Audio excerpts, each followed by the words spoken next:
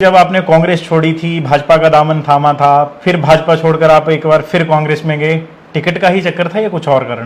मैंने चेताया था हमारे नेतृत्व को कि ये जो व्यक्ति है इसने कांग्रेस पार्टी में एक दिन भी काम नहीं किया, ये भाजपा का टिकट भी मांग रहा है। एक पकौड़ा टैक्स और एक चेतू टैक्स, ये दोनों टैक्स क्या हैं और इन टैक्सों के पीछे के तथ्य क्या है कि इस व्यक्ति के जो उगाई करने वाले थे यादव और तिवारी, वो आपसे पर डे के हिसाब से 700 रुपया के हिसाब से पैसे लेते थे या नहीं लेते थे। पकौड़े के टैक्स का जब जिक्र आया था तब 800 रुपया पर डे होता था, आज आपने 100 रुपया घटाकर 700 रुपया बताया है। इन्होंने जो हमारे यहाँ ऑटो चलते हैं उनसे 500 रुपया पर हफ्ता लेने की बात की है। जब बात उठेगी तो आपको पता है गाना तो बहुत दूर तक जाएगी, तो बात चली जाती है कि चैतन्य शर्मा तो बेवफा निकला, लेकिन राकेश कालिया डबल बेवफाई कर गए। पहले कांग्रेस छोड़कर भाजपा में आए, फिर भाजपा को छोड़कर फिर कांग्रेस में चले गए। जब आप भाजपा में गए थे, आपने एक चीज का जिक्र किया था, जो आपके प्रदेश के प्रभारी हैं राजीव शुक्ला, आपने कहा था वो दलाल किस्म के आदमी हैं। अब पिछले कुछ दिनों से आपके विचार बदले हैं, आप फिर कांग्रेस के प्रत्याशी बने हैं, क्या उनके प्रति धारणा बदली है या आप भी राजीव शुक्ला वैसे ही हैं? अरे वो एक ना ऐसा सपन था जो इसको दोहराया नहीं जा सकता। तो आपको पता ही सब लोगों को चैतन्य कि नौबत यहाँ तक आ गई है कि जवान जब्त ना हो जाए। कुलदीप कुमार और अनिल कुमार चल रहे हैं आपके साथ। चुनावों का दौर है, भूमिकाओं का दौर समाप्त है। हम इस समय गगरेट में हैं और कांग्रेस के प्रत्याशी राकेश कालिया हमारे साथ हैं। सीधा सवाल पे आते हैं। पहले जब आपने कांग्रेस छोड़ी थी, भाजपा का दामन थामा था, फिर भाजपा छोड़कर आप एक बार फिर कांग्रेस में गए, टिकट का ही चक्कर था या कुछ और कारण था? देखिए, बात यह है कि ये था प्रिंसिपल्स का चक्कर। मैंने कहा था कि जिस आदमी ने आपके साथ एक दिन भी काम नहीं किया, मैंने चेताया था हमारे नेतृत्व को कि ये जो व्यक्ति है इसने कांग्रेस पार्टी में एक दिन भी काम नहीं किया, ये भाजपा का टिकट भी मांग रहा है, तो आप इसको दे रहे हैं। और मैंने इसकी सारी बैकग्राउंड देखी थी, क्योंकि जो उत्तराखंड की इसकी बैकग्राउंड थी वो विवादों से भरी थी। कहीं सरकार तोड़ना, कहीं सरकार को बनाना, कहीं गिराना, कहीं इसके खिलाफ नारे लगना, इसके पिताजी के खिलाफ उत्तराखंड विधानसभा में। तो इसका जो पास्ट था बड़ा कंट्रोवर्शियल था। तो मैंने अपनी हाईकमांड को कहा कि इसको आप काइंडली जो हमारे और कंपटीटर उनको कर दो आप, लेकिन ये व्यक्ति मुझे लगता है कि ये टिकेगा नहीं। लेकिन हुआ वही। मैंने फिर ये डिसाइड किया कि कोई मुझे प्लेटफॉर्म चाहिए कि इनकी जो एटीट्यूड, जो इनके सेटअप लगता था, उसे लगता है कि बिजनेसमैन टाइप आदमी है। क्योंकि ये खड्डे ही नापता था, ये और जगह ज़मीन यहाँ की देख रहा था, तो खड्डे नापने के उसमें मुझे लगा कि ये यहाँ पर कुछ ना कुछ जो है सेटअप करने आया है और माइनिंग के क्षेत्र में आएगा। तो मुझे कोई प्लेटफॉर्म चाहिए बोलने के लिए। मैंने छोड़ दी। मैंने सोचा अब जब 8-10 साल जब कभी मौका आएगा तो लड़ेंगे चुनाव। आज़ाद तैयारी कर रहा था मैं, तो मौका भगवान ने 14 महीने बाद दे दिया। हमें क्या पता था 14 महीने बाद छोड़ के भाग जाएगा। टिकट के लिए तो तब बोलते जब कोई और पार्टी बाद में टाइम लगता, टाइम से इलेक्शन होते या कुछ और। तो ये सारी बातें जो है अचानक जैसे हुई हैं। और हमने इनके खिलाफ मोर्चा खोल रखा था, क्योंकि भ्रष्टाचार चरम सीमा पे था।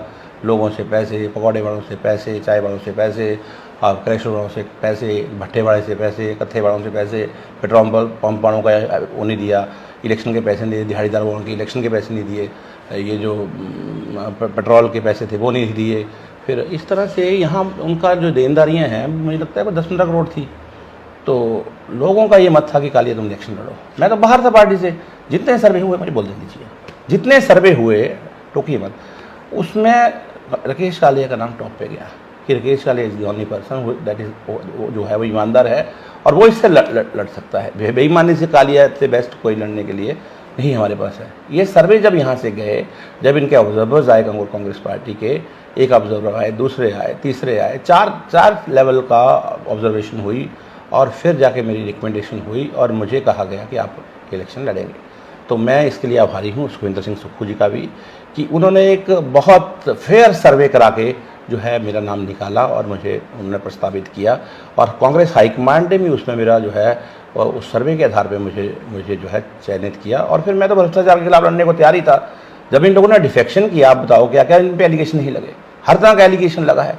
कोई कहता है 15 करोड़ है, कोई कहता है 20 करोड़ है, कोई कहता है 25 करोड़ है। इतना पैसे का लेन देन, हिमाचल प्रदेश के लोग, देवताओं की धरती, यहाँ पर आपने इतना पैसा ले लिया। लोगों को बुरा लगा कि 2 साल में 3 इलेक्शन, आपको जिला परिषद बना के भेज दिया, आप जिला परिषद छोड़ के आ गए, आपको एमएलए बना दिया, आप एमएलए भी छोड़ के आ गए। आप कितनी बार हमारी जनता को बाई इलेक्शंस में धकेलेंगे? तो ये एक कारण था कि हम इस आदमी को बाहर करना चाहते हैं। राकेश कालिया एमएलए तो 3 बार रह लिया, टिकटें तो मुझे को मिलती रही हैं, उसकी कोई बात नहीं है, लेकिन इस आदमी को हटाना हमारा जो है ये नहीं है। आपके घर के बाहर एक चुनावी जनसभा हो रही थी, मैं उस जनसभा को बड़े ध्यान से सुन रहा था। दो चीज़ों का बड़ा जिक्र आया, एक पकौड़ा टैक्स और एक चेतू टैक्स। ये दोनों टैक्स क्या हैं और इन टैक्सों के पीछे के तथ्य क्या हैं आपके पास, जिनके आधार पे आप ऐसा कह रहे हैं कि आपका प्रतिद्वंदी ये टैक्स लगाता था?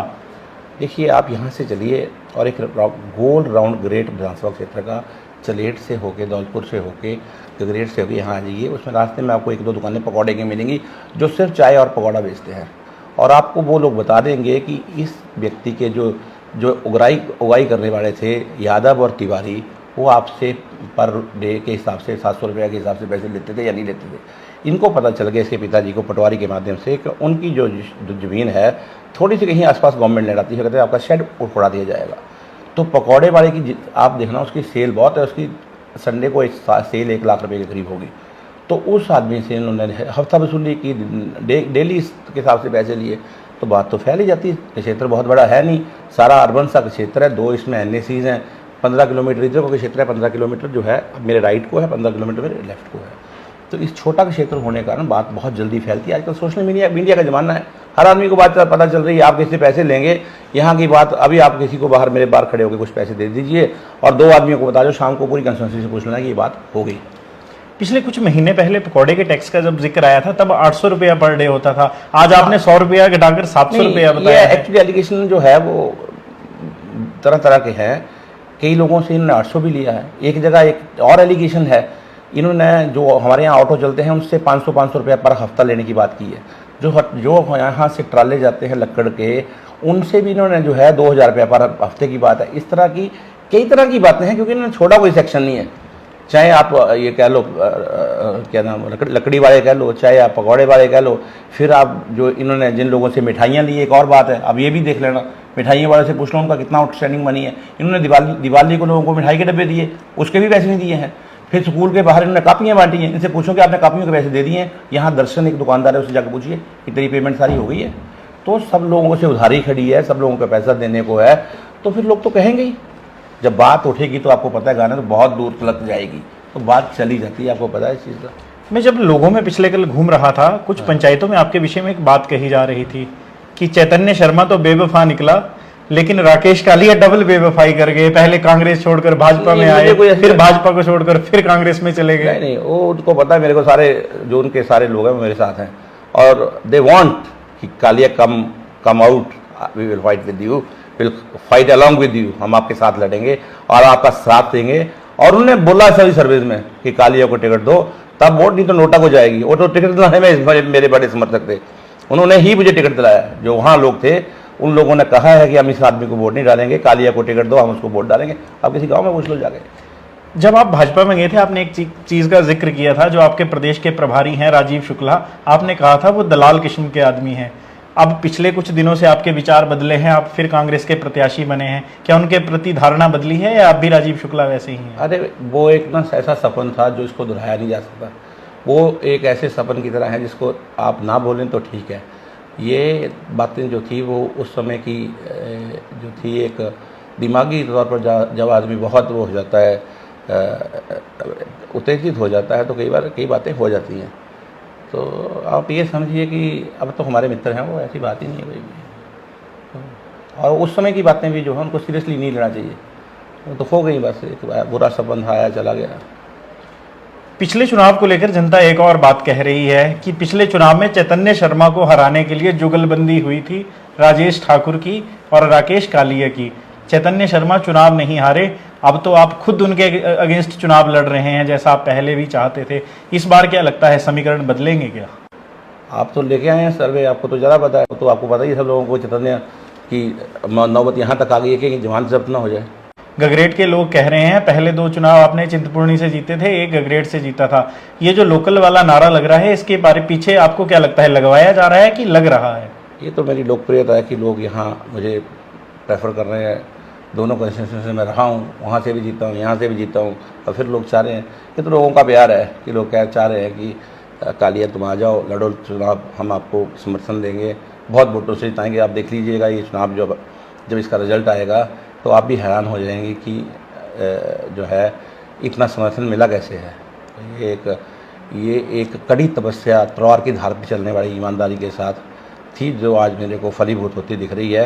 नहीं तो इतने चमत्कार आपको होते दिखते हैं कभी? आप पार्टी छोड़ के चले गए, आप पार्टी में नहीं हैं, आपके वर्कर आपकी लड़ाई लड़ रहे हैं कि कालिया को टिकट दीजिए। आधे भाजपा के लोग ये कह रहे हैं कालिया को टिकट देंगे तब वोट कांग्रेस होगी, नहीं तो नहीं होगी। सारा नेतृत्व में जो था वो इस तरह से था, सारे सभी को मनाया गया, सबको बताया गया कि यहाँ से कालिया जो है बेस्ट उम्मीदवार होगा। इतने मिरेकल माँ चिंतपूर्णी ही कर सकती है, या ठाकुर सुखविंदर सिंह सुक्खू की सहायता से हो सकता था। ये माँ चिंतपूर्णी के आशीर्वाद और सुखविंदर सिंह सुक्खू के सहयोग से, हाईकमांड के आशीर्वाद से जो है ये मिरेकल्स हुए हैं। नहीं तो ऐसा कभी नहीं होता, कोई व्यक्ति छोड़ के चला गया हो, उसको कैंडिडेट दोबारा बनाना हो, उससे कुछ कहा भी गया हो। ये सारी बातें हुई हैं, इसके लिए मैं सबका आभारी हूँ। हाईकमांड का आभारी हूँ, शुक्ला जी का भी बहुत आभारी हूँ। उन्होंने बड़े मन के साथ, अगर मुझसे कुछ बोला भी गया था तो उन्होंने जो था उस समय की परिस्थितियों को देखते हुए बड़ा मन रख के उन्होंने मुझे कैंडिडेट में मेरी मदद की और मुझे यहाँ से बनाया। और सभी नेता मेरी फेवर में, मुकेश अग्निहोत्री जी भी और प्रदेश अध्यक्ष भी और हमारी कांग्रेस की हाईकमांड भी, सभी ने एक जो है एक आवाज़ में मुझे मेरी मदद की। उसके लिए मैं सबका आभारी हूँ। कुलदीप कुमार और अनिल कुमार चल रहे हैं आपके हाँ, साथ? सारे मेरे साथ हैं, सारे सभी लोगों का समर्थन है मुझे। कोई ऐसा व्यक्ति नहीं है जिसका मेरे को समर्थन नहीं है। कोई एक आधा मुझे पता नहीं, मैं किसी को टच ना कर सका हूँ क्योंकि अभी 2-3 दिन हुए अनाउंसमेंट हुई को, लेकिन लगभग सारे लोग जो हैं वो सब लोग ये मान रहे हैं कि जब जीत ही रहे हैं तो हम भी उसमें औती डाल दें। तो कोई ऐसा कोई जो है कोई विरोधाभास मुझे लगता नहीं कोई हो सकता है। भाजपा जनता को बताने का काम कर रही है ना, 1500 मिले, ओपीएस भी कुछ विभागों में छोड़ दी गई, दूध और गोबर का भी कुछ नहीं हुआ। आपने भी उसी नाम पर वोट वो तो आप कह रहे हैं, तो आप कह रहे हैं, आपको पता है किन्नौर और लाहौल स्पीति में हो चुका है 1500 का। अभी यहाँ इतनी बड़ी लड़ाई भाजपा ने जो है वो बंद करने के लिए गवर्नर साहब के पास पहुँच के हमारे जो है फिर कांग्रेस के हमारे नेतृत्व ने उसको बहाल कराया, फिर लोगों को मिल रहे हैं। तो अभी तो सरकार बनी को भी साल ही हुआ है, पहले तो सारा जो था रिलीफ में चला गया टाइम, अब करने का वक्त आया है। तो आप सरकार का आकलन 1 साल में नहीं कर सकते। जिस सरकार को मैंडेट 5 साल का मिला है, आप 5 साल में देखिएगा कि सारी बातें इम्प्लीमेंट कैसे होती हैं। सभी की राह जो है खोल दी गई है, ट्रैक बना दिया गया है, रोड मैप तैयार कर दिया गया है। और जिस तरह से कांग्रेस नेतृत्व प्लान कर रहा है, मुझे लगता है कि जिस तरह उन्होंने लड़ाई लड़ी कोर्ट में जाके और इलेक्शन कमीशन के पास जाके कि 1500 देने की हमें भी स्वीकृति दीजिए, भाजपा ने गलत बंद कराया है, वो अपने ट्रैक पे चल रहे हैं। मुख्यमंत्री जी अपना काम कर रहे हैं। आपने अपना समय दिया, आपका बहुत बहुत धन्यवाद। बहुत मेहरबानी, थैंक यू वेरी मच। जैसा कि हमने आपको पहले ही बताया, उपचुनाव हैं गगरेट में और हम इन दिनों गगरेट का दौरा कर रहे हैं। इससे पहले हम धर्मशाला में थे और गगरेट में हमने ये जानने का प्रयास किया था पिछले कल लोगों से कि गगरेट के मसले क्या हैं, मुद्दे क्या हैं। और आज उन्हीं मुद्दों और मसलों पर चर्चा करने के लिए हमारे साथ कांग्रेस के प्रत्याशी राकेश कालिया थे। जनता ने ही 1 जून को मतदान करना है, किसके पक्ष में करेगी ये तो जनता ही जानती है। बहरहाल संवाद भारत में अभी के लिए बस इतना ही। नमस्कार।